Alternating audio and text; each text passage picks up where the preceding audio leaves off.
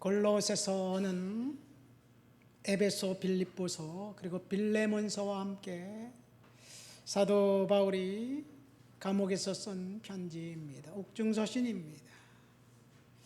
바울이 옥에 갇혀 있었을 때 아마 그 감옥은 로마의 감옥이 아니라 에베소 감옥인 것 같이 추정이 됩니다.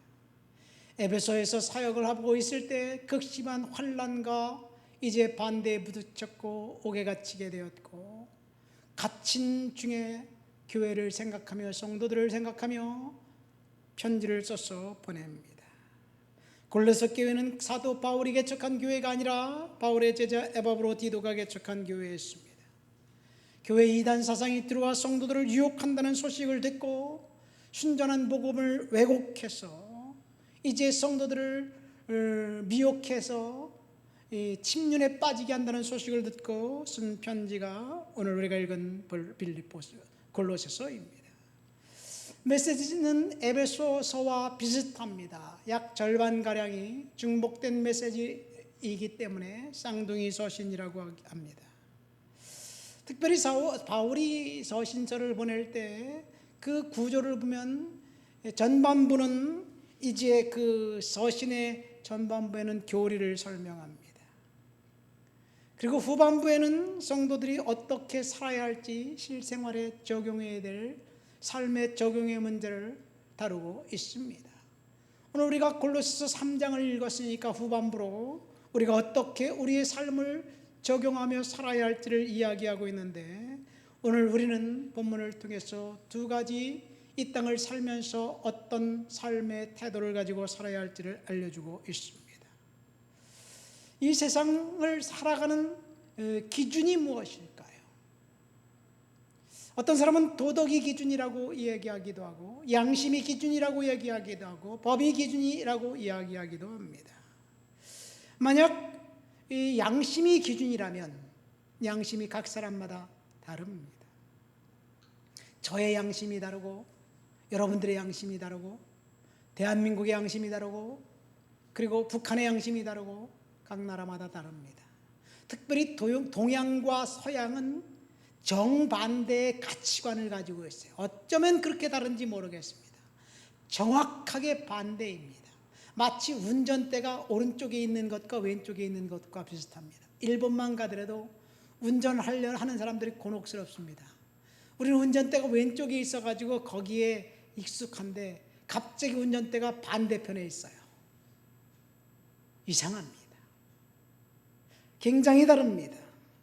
양심이 기준이라면 양심의 가책이 생기면 하던 일을 멈출 텐데, 양심의 가책이 없다면 하던 일을 계속할 거예요.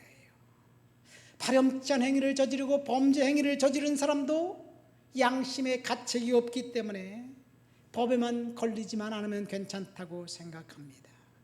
양심이 이끌리는 대로 자기가 원하는 대로 그렇게 살아가고 있는 것이 인간입니다. 법이 기준이라면 어떨까요? 법이 기준이라면 법 역시 다릅니다. 걸리지만 않으면 되는 거예요. 그렇지요.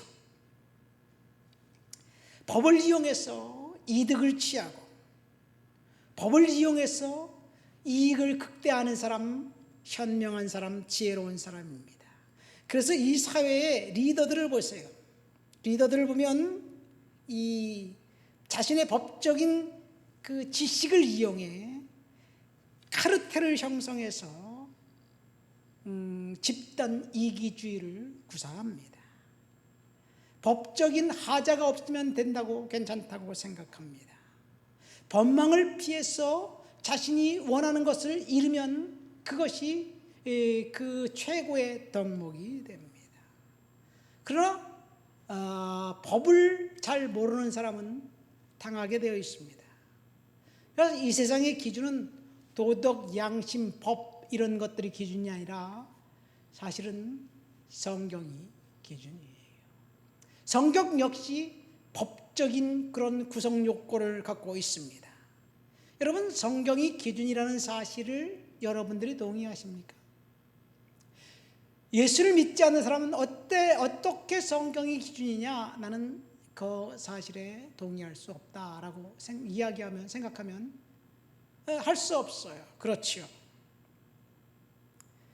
심지어 예수 믿는 우리들조차도 성경이 삶의 기준과 척도가 된다는 사실을 이제 인정하면서도 우리의 일상생활에 적용하는 데는 많이 다릅니다. 성경이 기준이라면 다른 사람을 속여가면서 비즈니스를 할 수 있을까요? 성경이 기준이라면 우리가 할 수 있는 사업과 하지 말아야 될 사업들이 분명히 이제 기준이 있을 것이에요. 성경 말씀이 기준이라고 생각하지만 회사의 이익을 위해서, 개인의 이익을 위해서 잠깐 눈을 살짝 감고 그냥 지나갈 때도 있습니다. 여러분, 그러니까 그럴 경우 우리가 성경이 기준이라고 이야기하고 생각하면서도 사실은 욕심과 탐욕을 기준으로 삼고 있는 것이 아닌가 생각됩니다. 어쨌든 오늘 골로새 교회 성도들을 통해서, 교회를 통해서 저와 여러분들에게 주시는 두 가지 교훈, 오늘 무슨 일을 하든지 우리는 이 두 가지를 생각하면서 하나님 앞에서 살아야 될 줄 믿습니다. 첫 번째, 13절부터 17절까지 한번 읽어볼까요? 다 같이 한번 읽어보시겠습니다. 그리스도의 평강이 너희 마음을 주장하게 하라. 너희는 평강을 위하여 한 몸으로 부르심을 받았나니 너희는 또한 감사하는 자가 되라. 그리스도의 말씀이 너희 속에 풍성히 거하여 모든 지혜로 피차 가르치며 권면하고 시와 찬송과 신령한 노래를 부르며 감사하는 마음으로 하나님을 찬양하고 또 무엇을 하든지 말이나 일이나 다 주 예수의 이름으로 하고 그를 힘입어 하나님 아버지께 감사하라. 13절부터 15절 각각 구절에 나와 있는 동일한 명령은 감사하라는 말씀입니다. 하나님은 저와 여러분들에게 어떤 상황에 처하든지 어떤 일을 하든지 감사하는 자세로 살라는 이야기입니다. 서양 격언에 이런 말씀이 있습니다. The joy of living comes from a heart of thanksgiving 이라는 말이 있어요. 무슨 말이냐면 삶의 기쁨은 감사하는 마음에서부터 시작된다는 이야기입니다. 여러분, 우리가 감사하면 그것이 우리의 삶의 기쁨의 동인이 되는 거예요. 그러나 감사할 조건이 없을 때 우리는 자연스럽게 불평과 불만과 원망과 그런 생각을 하면서 살게 돼 있습니다. 제가 요즘 알바를 하면서 특별히 경험한 것이 있어요. 목회를 하면서 알바를 한다면 무슨 일을 어디서 해야 할지 돈을 얼마나 벌을까요? 시간당 시급, 최저 시급을 받는다고 돈을 열심히 일한다고 얼마나 벌까요? 자유롭다면 할 수 괜찮겠지만 제가 목회하면서 새벽 예배 인도를 해야 되고 또 기도회도 있고 주일 설교도 있고 그래서 어디에 얽매이지 않고 마음대로 할 수 있는 곳을 찾다가 제가 유학 시절에 공부하면서 했던 제니터라는 일, 청소하는 일에 그 일을 찾았습니다. 수없이 많은 곳에 이력서를 냈지만 한 곳에서 어떻게 하다가 고용이 되었어요. 처음 두 달은 몇 군데 주지 않았기 때문에 간섭도 없었고 제가 최선을 다해서 열심히 일했기 때문에 문제가 없었어요. 제가 좀 일을 좀 더 하겠다고 여러 군데 일을 더 주고 난 다음에 문제가 생겼습니다. 그것도 직장이라고 이제 굉장히 저를 스트레스를 주고 압력을 가하는 거예요. 특별히 병원을 일을 하는데 한 번도 해본 경험이 없어요. 이 기준이 다른 거예요. 저는 몰랐어요.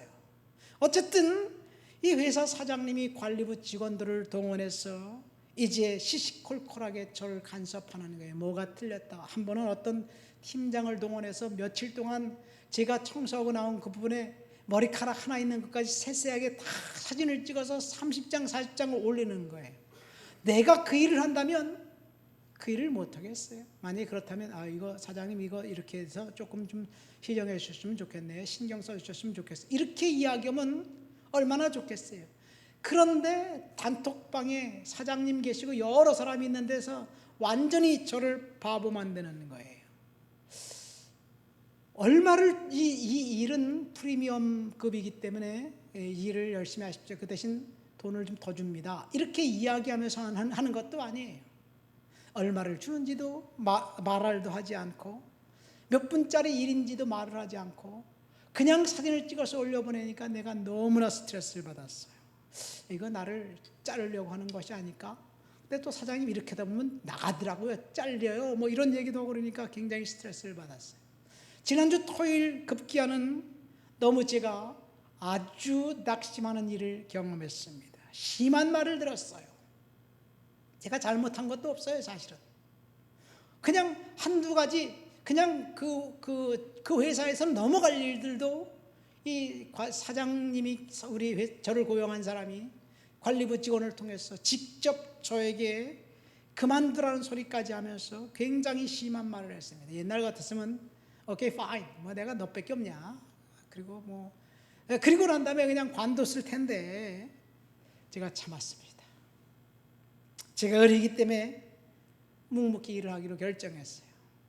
그리고 다른 곳을 알아보고 있어요. 다른 곳에 조그만 회사, 어떤 회사, 사장님 이것은 몇 시간짜리 일이고요, 얼마를 드립니다. 하실래요? 근데 그 사람이 보니까 그 돈이 괜찮아. 근데 적은 회사야. 그렇기 때문에 수입이 적어서 제가 지금 하는 일을 관둘 수가 없어서 알겠습니다. 시정하겠습니다. 이쯤 대답하고 난 다음에 제 속이 부글부글거리고 정말 마음이 복잡했어요. 정말 답답했습니다. 지난 토요일은 정말 모든 일 하나같이 되는 일이 없었어요. 정말 힘들었어요. 그리고 나니까 주일 저녁, 이제 월요일 분량을 제가 일을 해야 되는데 주일 저녁에는 조금 일찍 가서 사무실 같은 데가 주일날 근무하지 않으니까 일찍 가서 일을 하면 제가 월요일 주일 저녁에 좀 잠을 좀 더 자고 새벽 예배 다음 하게 있기 때문에 주일 저녁에 조금 일찍 가서 일을 하면서 한 군데 가서 일을 하면서 제가 1시간 반 동안 일하면서 하나님 감사합니다. 하나님 감사합니다. 감사합니다. 1시간 반 동안 감사합니다. 감사합니다. 감사합니다. 이렇게 외치면서 일을 했습니다. 마음에는 부글거리는 그런 마음이 있어서 어떻게 하면 내가 이 사람을 한 반쯤 먹일까? 내가 다른 데만 찾아봐라. 어느 날 갑자기 안 하겠습니다. 그리고 딱 선포하고 난 나와야 되겠다. 이런 생각을 하고 있었는데 하나님 감사합니다. 감사합니다. 감사합니다. 이렇게 감사하다고 고백하면서 이제 1시간 반 동안 일을 하는데 1시간 반 정도가 지나고 난 뒤에 폭풍우 같은 제 마음이 하나님께서 녹여주셨습니다. 뭐가 되수라고? 뭐 하라면 하지 뭐 그거 뭐 사진 찍어서 올리면 뭐 그거 뭐 너는 그런 실수 안 하냐? 내가 잡아도 잡을 수 있겠다. 그런 식으로 쿨하게 생각하자. 뭐 사진 찍어 올리라 그러면 올리지 뭐가 대수라고? 뭐 몇십 분 뭐 끽해봤자 10분 20분 더 하는 건데 하루 종일 더 하는 것도 아니고 10분 20분 더 한다고 무슨 내가 조금 힘들겠지만 뭐가 대수라고? 짜증나는 것은 내가 컨트롤할 수 있지만 수입을 내가 컨트롤할 수 있을까? 짜증나는 것은 내가 컨트롤하고 수입이 없으면 곤란하니까 지금은 하나님 앞에 감사하면서 일하자. 그런 생각을 하면서 감사합니다. 감사합니다. 이렇게 외치면서 1시간 반을 일했는데 정말 내 마음을 하나님이 만져주셨어요. 그러니까 감사가 사람의 그 마음을 바꾸는 거예요. 환경이 저와 여러분들을 낙심시킬 수도 있습니다. 낙심된 환경, 그 환경 가운데 낙심된 마음을 갖고 있으면 어떻게 진행될지 몰라요. 그런 상황 속에서도 하나님 앞에 감사합니다. 감사합니다. 감사하면서 살면 저와 여러분들의 인생 하나님이 바꿔줄 줄 믿습니다. 중요한 것은 환경이 아니라 마음이에요.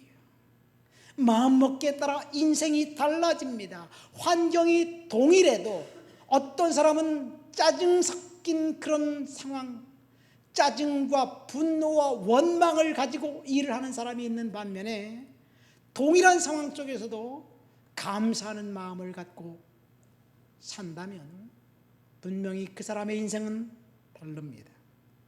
여러분, 언제 우리가 감사합니까? 언제 입에서 여러분들의 감사합니다라는 말이 흘러나옵니까? 뭔가 잘 되고 일이 잘 풀리고 감사의 조건이 있으면 감사하지 말라 그래도 합니다. 그렇죠. 성도들이 감사한금을 하나님 앞에 내는 이유는 감사할 일이 생겼을 때입니다. 그때는 누구나 다 감사할 수 있습니다. 그러나 사람들을 지배하고 있는 것은 사실은 긍정적인 마음이 아니라 부정적인 마음입니다. 똑같은 상황을 보고 부정적인 눈으로 바라보면서 불평과 원망이 생깁니다. 똑같은 상황 속에서 긍정적인 마음을 바꾸는 것은 선택입니다. 그러니까 감사보다는 불평이 늘 앞서게 되어 있습니다. 왜 그렇습니까? 이 세상은 사탄이 지배하는 세상이기 때문에 그렇습니다. 마귀가 우리들로부터 감사를 빼앗아 버렸습니다. 마귀가 불평의 씨앗을 우리 마음속에 뿌려 놓았고 그 씨앗 때문에 자동적으로 불만과 불평과 원망이 우리의 입에서 쏟아지게 되어 있습니다. 오프라 윈프리라는 흑인 여성이 있습니다. 한때 토크쇼의 여왕 해가지고 미국을 이끄는 몇 위 안 되는 그런 그 리더의 중 한 명이었습니다. 그 여성이 책을 써서 수많은 사람들이 읽었고 감동을 받았습니다. 저도 그 여성의 책을 읽었습니다. 오프라 윈프리의 인생을 보면 18살 때 이제 그 미혼모에게서 태어나 외할머니 밑에서 자라면서 9살 때 삼촌으로부터 성폭행을 당했습니다. 그 14살에 가출해서 이 여성 역시 성폭행으로 말미암아 미혼모가 되었는데 그녀가 낳은 아이가 2주 만에 죽었습니다. 그 충격으로 가출해서 마약을 투여하고 하루하루 지옥같이 살았습니다. 그래서 그 여성이 한때 107kg의 뚱뚱한 몸매의 흑인 미혼모에 지나지 않는 불행한 여성이었습니다. 이처럼 기구한 그녀의 삶을 종지부를 찍게 된 것은 변화된 그녀의 친아버지와의 만남이었습니다.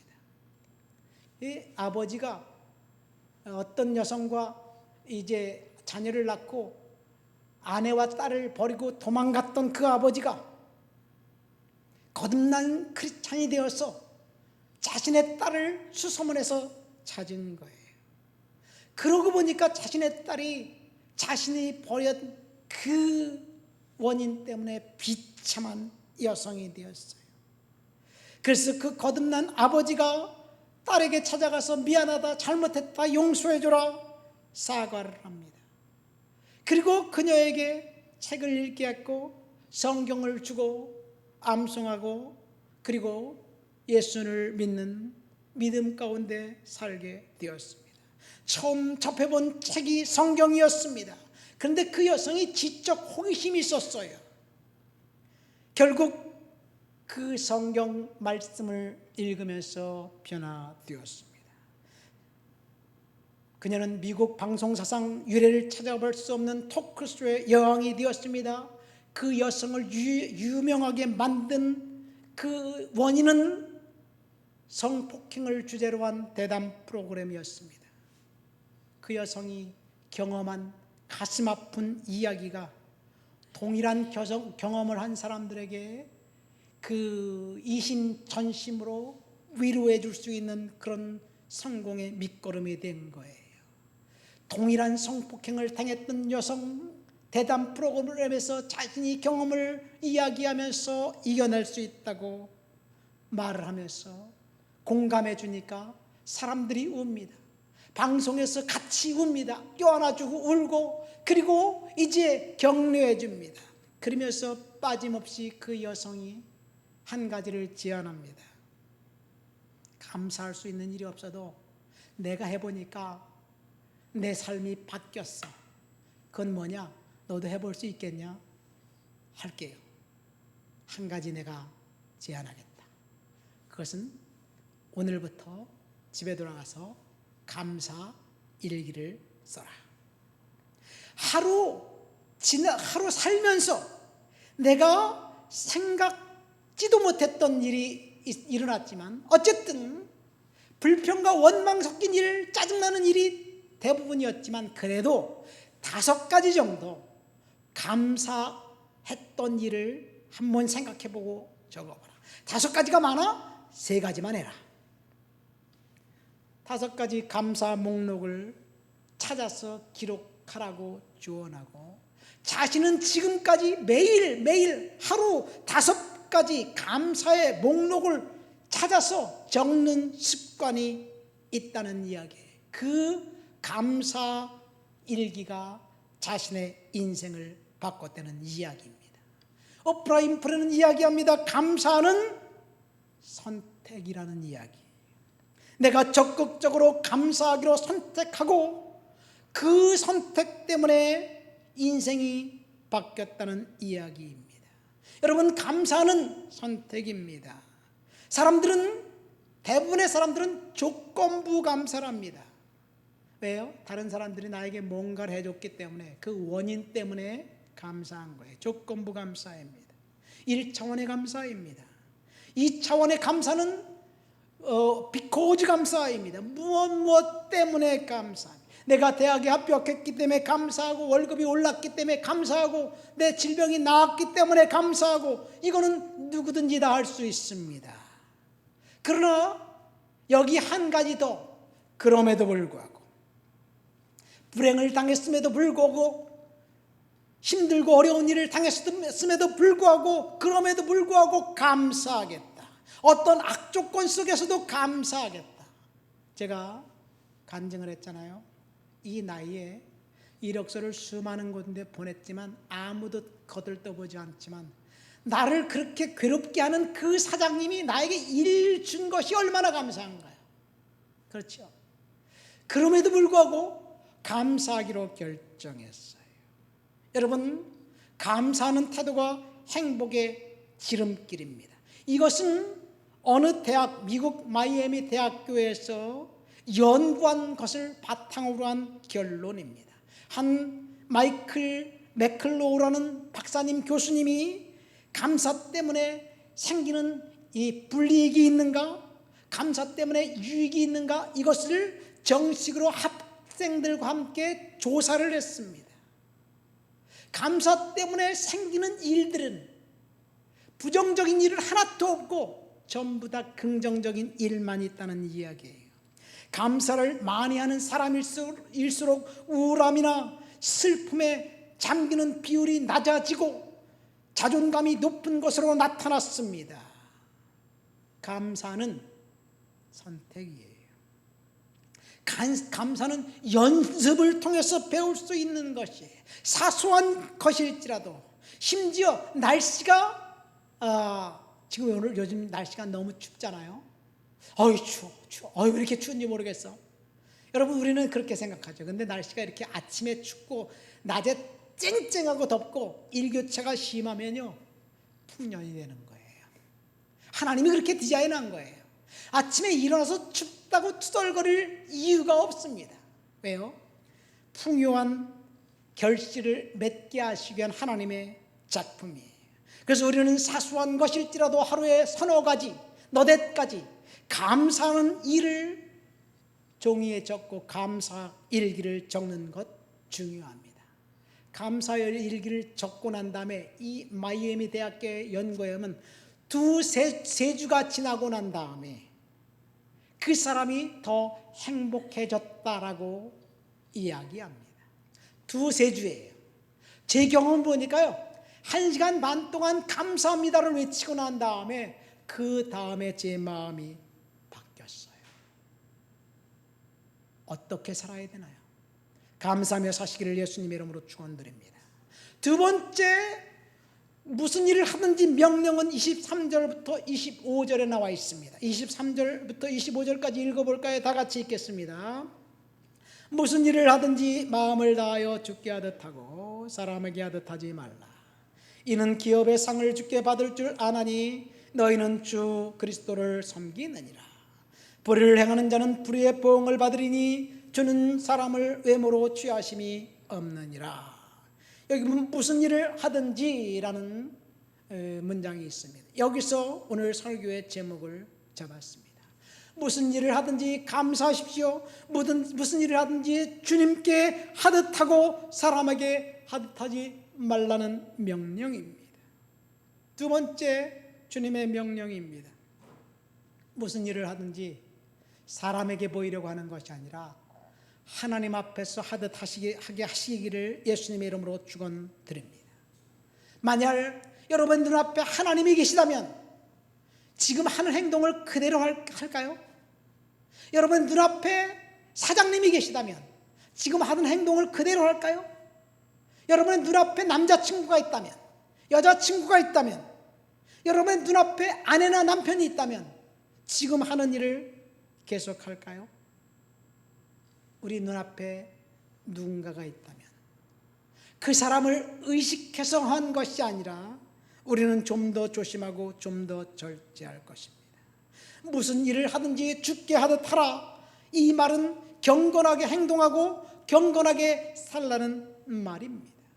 하나님이 보고 계신다면 지금 하던 일을 계속할까?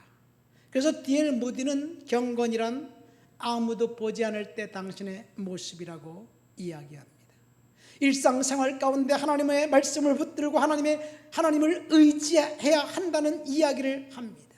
경건한 사람은 자신의 의지나 세상의 방법이나 세상의 영에 의해 살지 않고 오직 하나님의 뜻에 따라 살아가는 사람들을 말합니다. 세상의 방법이나 세상 사람들이 추구하는 그 방식대로 살아가는 것이 아니라 내가 지금 이 일을 하면 하나님이 인정하실까? 하나님이 기뻐하실까? 이것을 생각하라는 이야기예요. 다윗을 보세요. 다윗은 아무도 보지 않은 들판에 있을 때 하나님을 찬양하고 예배했습니다.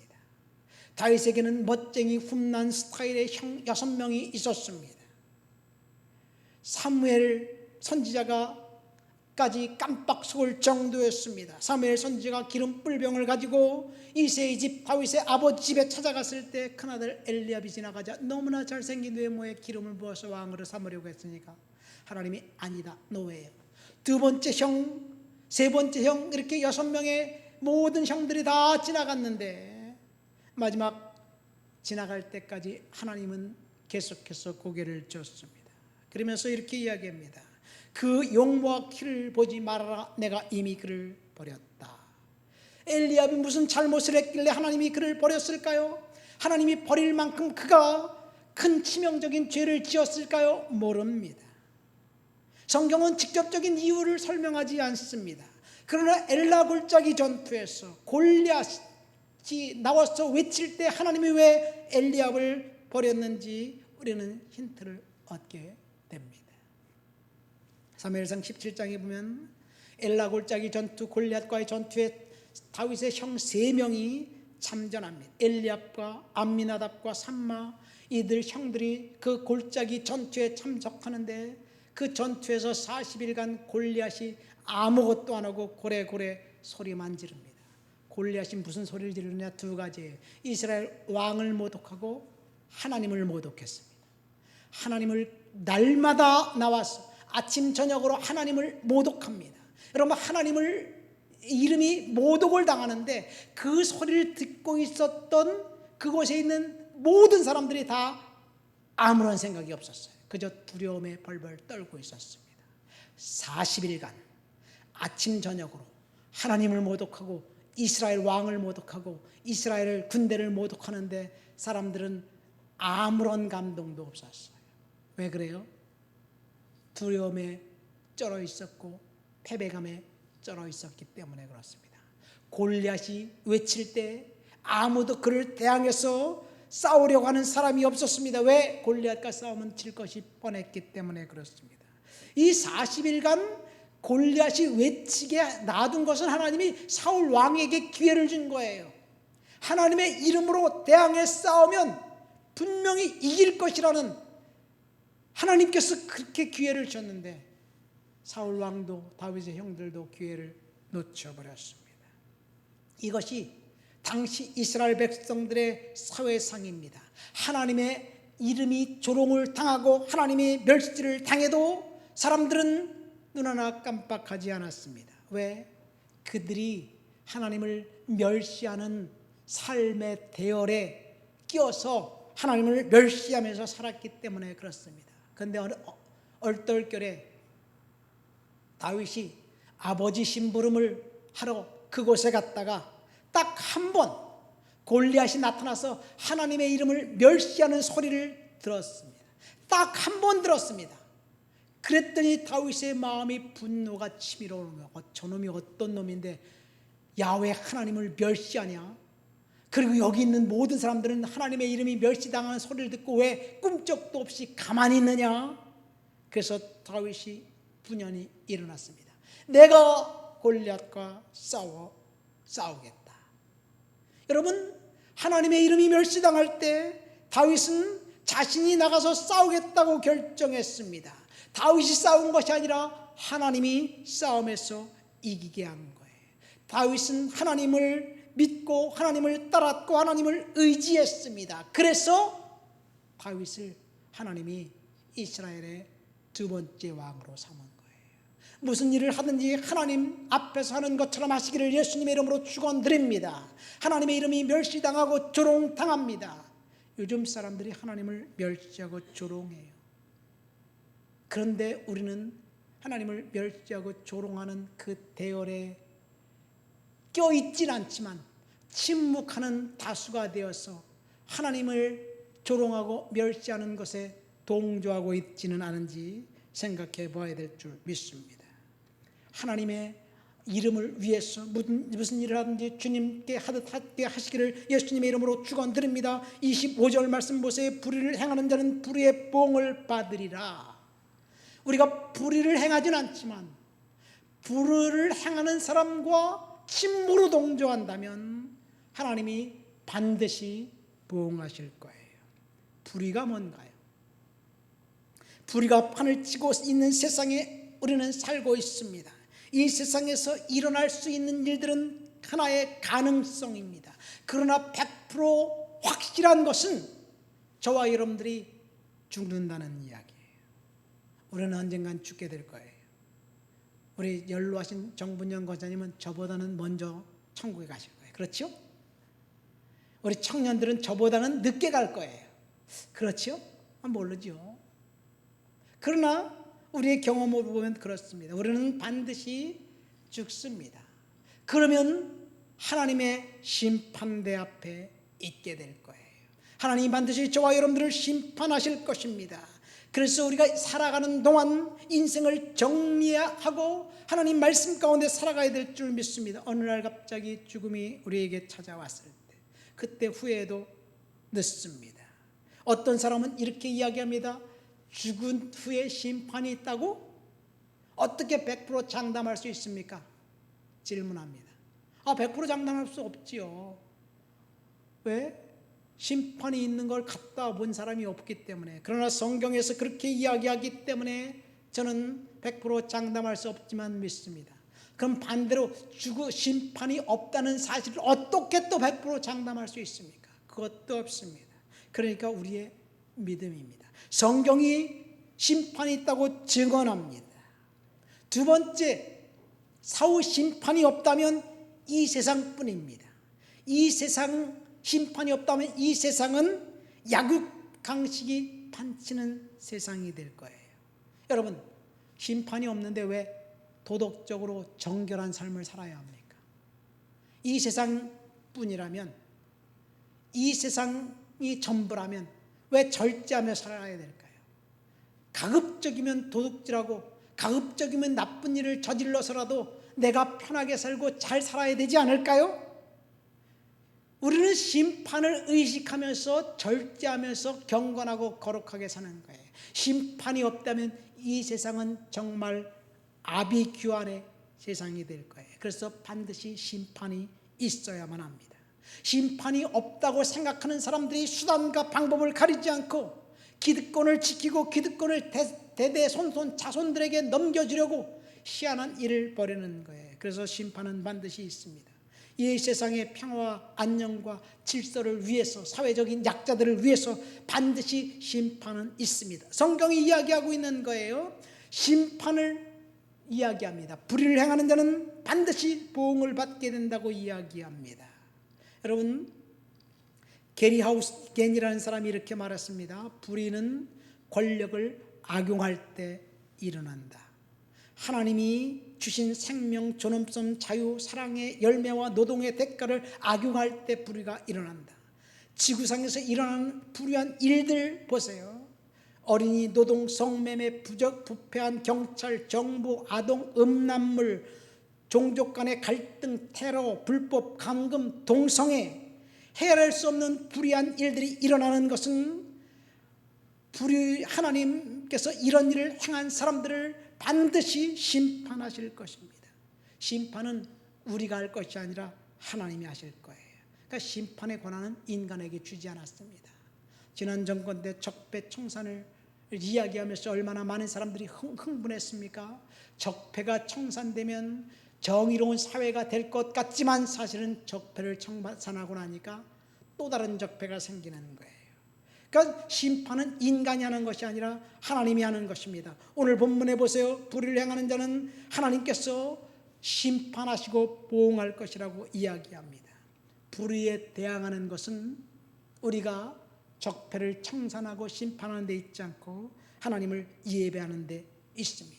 이것이 성경의 이야기입니다. 가난한 사람을 학대하는 자는 그를 지으신 이를 멸시하는 자요, 궁핍한 사람을 불쌍히 여기는 자는 주를 공경하는 자니라. 잠언 14장 31절에 이야기하고 있습니다. 주를 공경하는 사람, 여러분, 그러니까 불의에 대항하는 것은 적극적으로 우리가 심판하려는 행동이 아니라 하나님을 의식하며 살 때 불의를 대항하게 되는 거예요. 모든 일들을 하나님이 보는 것처럼 할 때 우리는 불의한 삶을 벗어버리게 될 줄 믿습니다. 말씀을 맺습니다. 오늘 우리는 어떻게 살아야 할까라는 제목을 가지고 골로새 성도들을 통해서 주신 두 가지 교훈을 생각해 봤습니다. 첫 번째, 어떤 상황에 처하든지 저와 여러분들이 하나님 앞에서 감사하는 자들이 되시기를 예수님의 이름으로 축원드립니다. 감사는 명령이에요. 감사는 선택입니다. 우리가 감사하기로 선택하고 우리가 감사하기로 결정하면 그 다음에 우리의 인생이 바뀝니다. 주님 감사합니다. 감사합니다. 불평 불만이 생길 때 감사합니다 외치시기를 예수님의 이름으로 축원드립니다. 두 번째, 오늘 본문을 통해서 주신 권면, 무슨 일을 하든지 하나님이 앞에 계시다라고 생각하면서 일을 한다면 하나님께서 저와 여러분들의 인생이 경건한 인생, 거룩한 인생을 살다가 심판받을 때 하나님이 인정해 주실 것입니다. 우리 다 같이 통성으로 기도합니다. 하나님, 어떤 상황에 처해도 감사하는 삶을 살아갈 수 있도록 주여 도와주시옵소서. 기도합니다. 하나님 아버지 감사합니다. 오늘도 주님 앞에 나와 주를 높여드리고 주를 찬양하고 주를 예배합니다. 어떤 형편과 처지에 처하더라도 하나님 앞에 감사하며 믿음으로 살아갈 수 있도록 도와주옵소서. 어떤 환경에 처하더라도 하나님이 눈앞에 계시다는 사실을 믿고 하나님 앞에 살아가도록 도와주옵소서. 예수님의 이름으로 기도합니다. 아멘. 다 같이 하나님께